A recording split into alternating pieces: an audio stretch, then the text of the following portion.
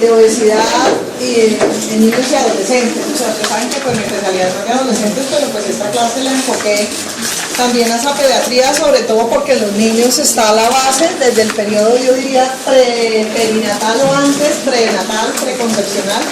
Están muchas de las herramientas que son importantes, son básicas para hacer la prevención de obesidad más adelante en el adolescente y en el adulto. Sí, empecemos si quieres, ¿verdad? Bueno, hay muchas definiciones de obesidad. Aquí tengo algunos parámetros importantes definidos desde hace rato por la Organización Mundial de la Salud y reiterados ya en niños y adolescentes por la Academia Americana de Pediatría. Es una acumulación anormal y excesiva de grasa. Se considera en este momento una enfermedad que se considera como un riesgo, como que no se tenía muy bien catalogada, pero en este momento la definición dice que es una enfermedad crónica, inclusive en los niños, con alto riesgo de perpetuarse pues, en la edad adulta y una fuerte asociación con otras enfermedades crónicas, como son varias de las que tienen, que están dentro de los componentes del síndrome metabólico, la diabetes mellitus, todo esto lo vamos a mirar más adelante. Se considera una enfermedad inflamatoria porque ahora que veamos un poquito de fisiopatología veremos cómo en los adipocitos se generan una serie de citoquinas y por eso estas citoquinas parece que juegan papel en toda la formación de la placa aterosclerótica, todo el proceso inflamatorio arterial que va a llevar después a los riesgos cardiovasculares, y se ha visto una interrelación en últimos estudios con otras alteraciones inflamatorias como el asma, por ejemplo, y se relaciona por lo tanto con el desarrollo temprano de arteriosclerosis. Bueno, esto ya sabemos que es una epidemia en este momento.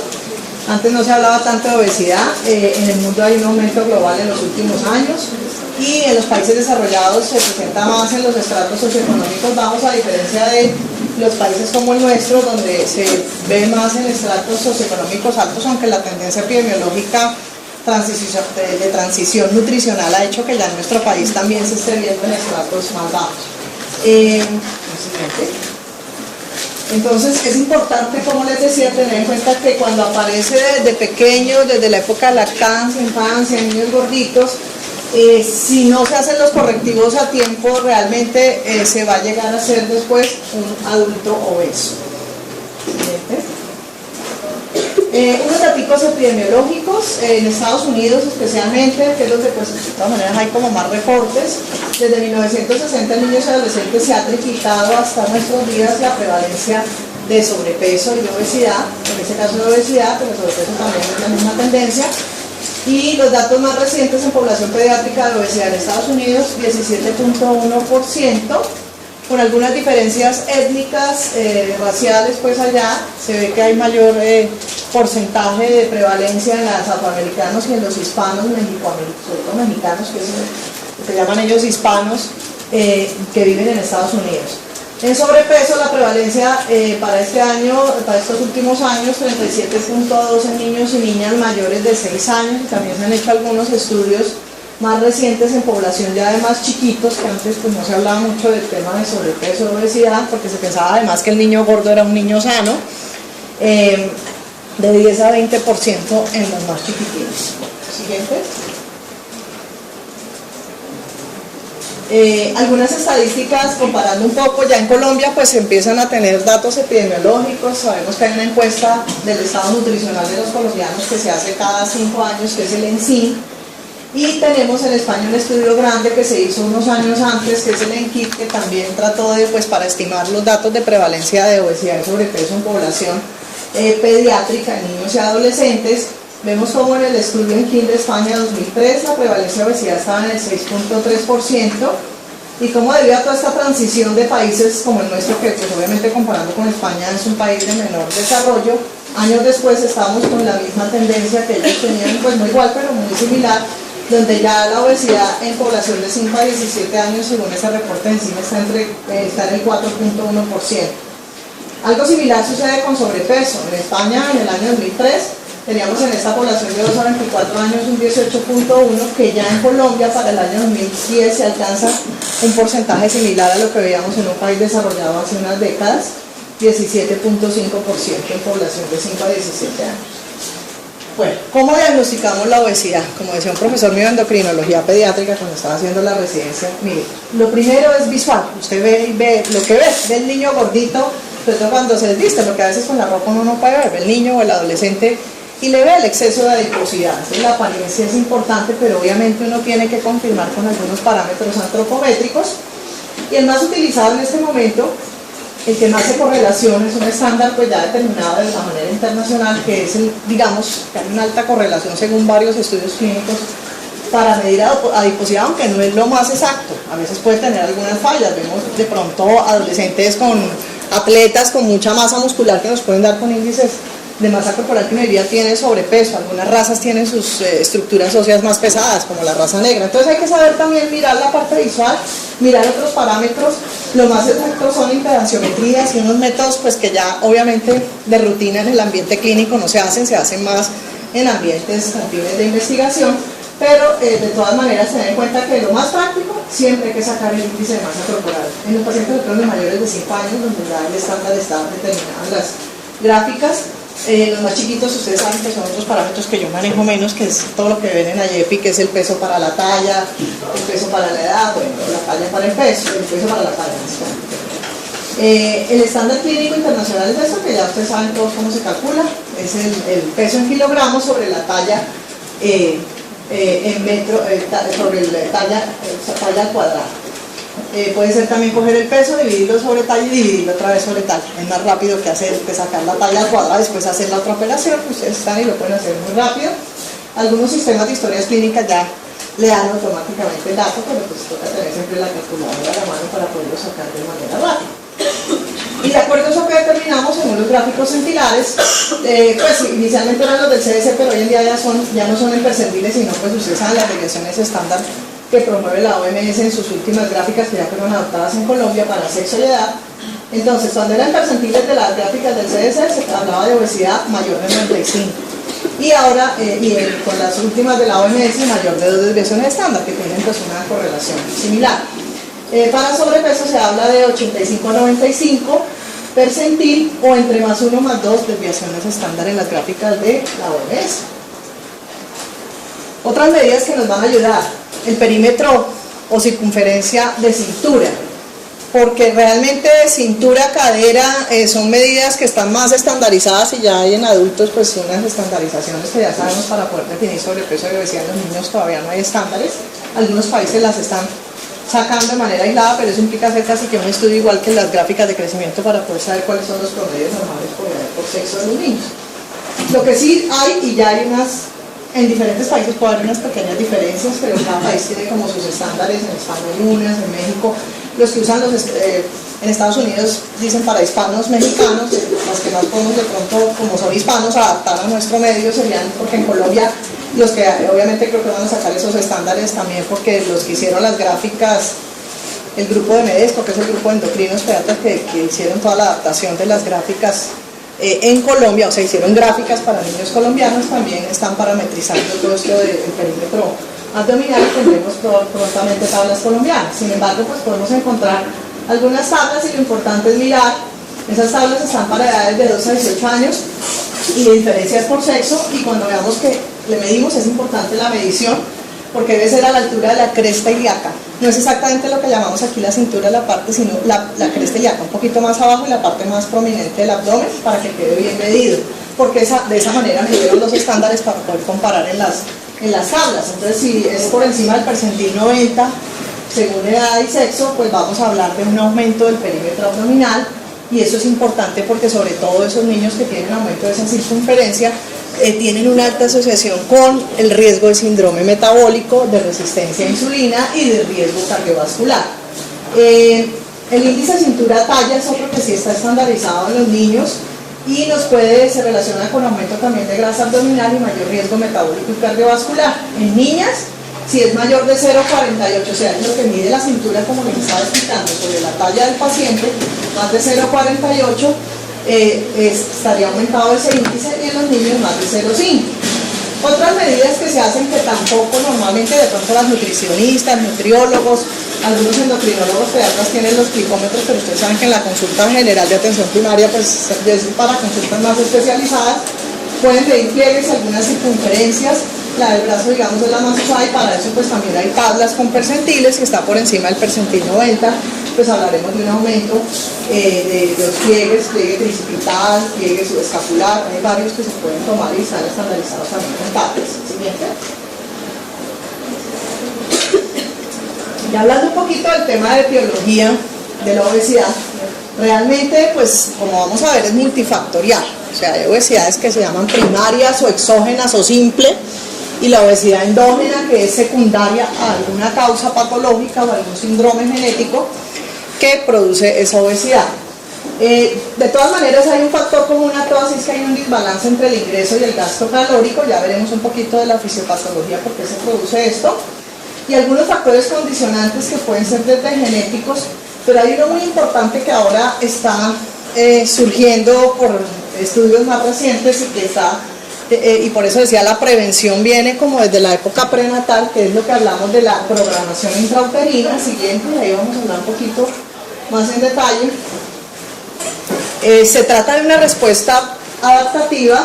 Se habla de un fenotipo ahorrador que muta en el momento, pues es como un mecanismo de defensa que va a tener el feto cuando in útero ha sido sometido a dos cosas, bien sea una nutrición deficiente y un déficit de micronutrientes de la madre durante el embarazo, o también lo contrario, una excesiva nutrición, las mamás que ganan peso exageradamente, o cuando hay diabetes materna previa o diabetes gestacional. Pero también el caso contrario, o sea, son niños que nacen gordos, que son macrosómicos, pero también hay un riesgo más por el fenotipo ahorrador, y es como un reseteo del metabolismo y como un mecanismo de defensa, porque estuvo sometido a toda esa noxa durante el embarazo. Y entonces, además que esos niños son generalmente sobrealimentados cuando ya nacen, y hacen unos reatrapajes muy grandes, muy rápidos, y pueden tener más riesgo después de desarrollar obesidad y síndrome metabólico, de algunos riesgos cardiovasculares, que son los recién nacidos pequeños para la edad gestacional. Bueno, algunos factores ambientales, además de los genéticos y de programación intrauterina. Todo lo que tiene que ver con la alimentación desde las primeras etapas de la vida, el grado de actividad física desde chiquitines, no solamente pues en la adolescencia, sino pues los niños que juegan más, que son más activos, y la tendencia ahora últimamente al sedentarismo, y algunos factores psicológicos que tienen que ver también con pautas de crianza, dinámicas familiares, y algunos otros temores y alteraciones en el niño y en la familia que pueden llevar a sobrealimentación en un momento dado, o a mal manejo pues, de todo esto, que ya veremos más adelante como medidas preventivas que podemos hacer. Siguiente. Entonces, como les decía, la exógena simple, afortunadamente o desafortunadamente, porque cuando es endógeno uno encuentra una causa que de pronto puede tratar o controlar más fácil. A veces esta es más difícil inclusive de manejar, aunque no tenga ninguna patología, es el 90-95%. Las endógenas tienen una causa patológica, de estas las más importantes. Causas endocrinas, cuando hay un hipotiroidismo, bien sea congénito o adquirido, una enfermedad de Cushing, un déficit de hormona del crecimiento, son niños que tienen talla baja pero que también tienden a tener sobrepeso, obesidad, alteraciones del sistema nervioso central como antecedentes de tumores, cirugías o trauma, sí, porque pues se van a alterar todos esos núcleos que hay en el hipotálamo, que son reguladores del apetito y de la saciedad. Algunos síndromes genéticos, especialmente el de Prader-Willi, pues, digamos es el más nombrado. El Bardet-Biedl es parecido, pero con hipoacusia, es el otro componente, son niños de talla baja, con hipogonadismo, con retardo mental y con obesidades inclusive mórbidas. El uso de algunos medicamentos que siempre debemos interrogar en la anamnesis, corticoides, ácido valproico, algunos citofármacos también van a producir como efecto secundario aumento de peso. Siguiente. Entonces ya un poquito los mecanismos fisiopatológicos son muy complejos, y ustedes lo van a ver en los libros, y a veces un poquito enredado, porque además cada vez hay nuevos neurotransmisores y nuevas sustancias que se están descubriendo que están implicadas en la obesidad. Cada vez surgen más estudios en modelos animales, donde nos van, y todavía es un misterio saber finalmente qué es lo que lo produce, pero sí se habla pues de algunas mutaciones genéticas que llevan o el reseteo que tiene que ver un poco con el mecanismo que les decía del fenotipo ahorrador en los casos en que esto sucede. Hay señales orexígenas y anorexígenas en toda la regulación hipotalámica. Intervienen principalmente los núcleos ventromedial y paraventricular, que están en el área lateral del hipotálamo, en todo lo que tiene que ver con la regulación del apetito. Y hay algunos neurotransmisores implicados tanto en la regulación del apetito como en el gasto energético. Siguiente. Algunos neurotransmisores se han identificado como supresores del apetito, como el GABA, glutamato, neuropéptido Y, opioides, norepinefrina, entre otros. Y algunos son estimulantes del apetito, como serotonina, dopamina, melanocortina y neurotransina. Siguiente. Esto pues es un descubrimiento pues ya no tan reciente. La adipocito, digamos, desde hace tiempo se hablaba de adipocito, pero digamos cuando yo me estaba formando hace muchos años como entonces, se consideraba que solamente era como una célula de depósito, ¿no? Era depósito gracias, no se conocía una cantidad de funciones endocrinas y la generación de una serie de sustancias, de péptidos diferentes en el adipocito, que tienen que ver además con la regulación de todo el tema de obesidad, de apetito y de saciedad, la secreción de adipocitoquinas. Hay diferentes, la leptina por excelencia, digamos que el primero que se descubrió y el que juega un papel de los más importantes. Los niveles séricos de leptina están relacionados con el porcentaje de grasa corporal. A mayor adipocitos, mayor porcentaje de grasa corporal, hay mayor número de adipocitos y hay mayor secreción de leptina. Entonces cuando se descubrió la leptina se dijo, no, aquí se tiene la solución para el manejo de la obesidad, ya que es un regulador del peso corporal y actúa como una diferente señalización de la saciedad. Entonces lo que hace es aumentar la saciedad y disminuir la ingesta. Entonces perfecto, hacemos síntesis de leptina sintética, les damos a los obesos y resulta que después se dieron cuenta que los obesos desafortunadamente son resistentes, a pesar de que tienen niveles incrementados de leptina, los receptores no actúa a nivel de receptores porque se sabe que hay una resistencia a la leptina, entonces no se obtiene sino lo contrario del efecto que se desearía. Siguiente. Otra importante es la adiponectina, que los niveles son un poco menores en los hombres que en las mujeres, se habla de niveles séricos, eso se puede determinar algunos, pues ya los endocrinos, los nutriólogos, de pronto como parte de la evaluación de la obesidad, dosifican niveles de leptina y de adiponectina. Es una relación, es lo contrario que digamos que esta más bien, los niveles más altos van a promover la disminución de peso, es una relación inversa, a mayor índice de masa corporal, menor producción de adiponectina, o a menor adiponectina, mayor índice de masa corporal. Entonces aumenta ese insulino sensibilizante y puede actuar disminuyendo el riesgo aterogénico y cardiovascular. Siguiente. Se habla de algunas citoquinas proinflamatorias, como la interleuquina 6, factor de necrosis tumoral alfa, proteína C reactiva, todos estos de pronto involucrados después en el proceso aterogénico. Siguiente. Entonces ya entrando, saliendo un poco de la fisiopatología, entrando a la parte práctica, ¿qué debemos hacer cuando vemos pacientes, niños, adolescentes obesos? Primero, pues una excelente historia clínica entre los antecedentes, hacer énfasis precisamente porque todo esto nos va a llevar de pronto a ver qué tenemos que evaluar puntualmente en este adolescente, porque es que no solamente es el peso y la talla que él tenga y los síntomas, sino también, de acuerdo a la historia familiar, riesgos cardiovasculares, riesgos metabólicos, sobre todo preguntar si hay familiares en primer grado o quedan los padres o hasta los abuelos, o un tío directo en primer grado que haya tenido un evento cardiovascular, llámese un accidente cerebrovascular trombótico o un infarto agudo de miocardio por debajo de los 55 años, porque vamos a ver ahorita que veamos indicaciones de tamizajes de lípidos. Eso nos aumenta el riesgo y está indicado, así en niños más pequeños por encima de los 2 años, hacer un tamizaje de perfil lipídico. La obesidad en los padres, dicen siempre que si uno de los padres es obeso, hay un porcentaje alto de probabilidad, pero digamos intermedio, pero si ambos padres son obesos, casi que es cercano al 90% más de que el niño vaya a ser obeso. Y eso tiene que ver no solo de pronto con algunos marcadores genéticos, sino también con unos hábitos, o sea, en la parte ambiental. Estos padres obesos generalmente es porque también son sedentarios y pues comen muy mal, y eso es lo que le van a enseñar al niño dentro de ese ambiente familiar. El síndrome de ovario poliquístico, el peso de hermanos y de otros familiares, si hay consanguinidad, sobre todo por el riesgo de algunos síndromes que cursan con obesidad. Siguiente.